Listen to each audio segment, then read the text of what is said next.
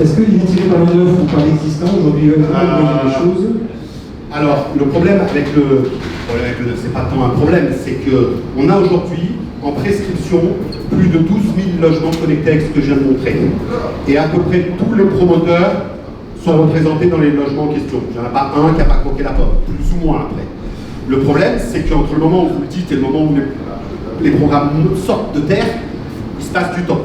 Donc on est en train d'observer maintenant les vrais programmes sortant avec de vrais gens qui sont équipés. La rénovation, par contre, permet d'éviter justement ce piège et fait qu'on a, je suis désolé d'utiliser chaque fois le même chiffre, mais en l'occurrence c'est 10 000 à 12 000 à peu près, téléchargement de l'application qui pilote les produits qui sont là. Donc, il y a 10 000 à 12 000 Madame Michu au moment où on sera en France, beaucoup plus ailleurs dans le monde, mais en France, qui pilotent et allument les lumières et leur aspirateur, en tout cas leur prise, avec l'application dont je viens de parler. Donc on est sur un début d'histoire. Donc on est sur un début d'histoire qui est amené à augmenter. Finalement, on se pose la question, c'est à quand la fin du circuit va-et-vient? Est-ce que... Là, je ne sais pas si je vais prendre des tomates. Bon, déjà, je veux dire un truc, à part pour le va-et-vient, longtemps était une prise de tête pour les installateurs électriciens. Après, ils ont pu faire un ADN et une manière de faire. Je pense que ce qui compte aujourd'hui pour beaucoup de monde, je pense que c'est la notion de temps quand même.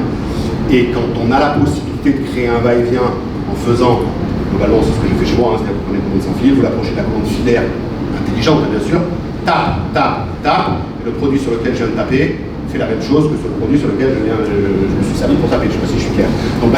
Donc créer un va-et-vient, littéralement c'est 5 secondes aujourd'hui. Je pense que c'est bien parce que, pourquoi c'est bien? Je sens qu'il y a des tomates qui sortent là. Pourquoi c'est bien? Parce qu'en fait, ça rend la chose sexy pour monsieur et madame Michu. Et l'idée de tout ce que je vous raconte depuis tout à l'heure, c'est que l'électricité revienne au centre de ses préoccupations. Alors vous perdez des va-et-vient, d'accord, gardez vos tomates, mais vous gagnez plein de gens qui disent « Waouh, quand même, qu'est-ce que c'est canon que l'électricité revient au milieu de mon intérêt quotidien.